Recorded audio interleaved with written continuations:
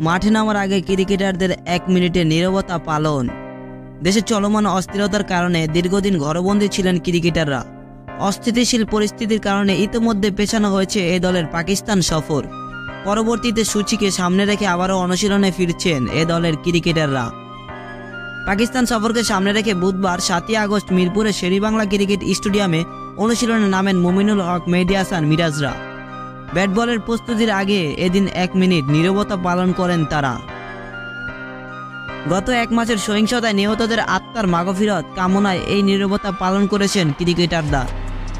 জাতীয় দলের নিয়মিত টেস্ট ক্রিকেটারদের মধ্যে মুশফিকুর রহিম, মুমিনুল হক, মেহেদী হাসান, মিরাজ, খালেদ আহমেদ, মাহমুদুল হাসান এবং জাকির হাসানরা সেখানে উপস্থিত ছিলেন।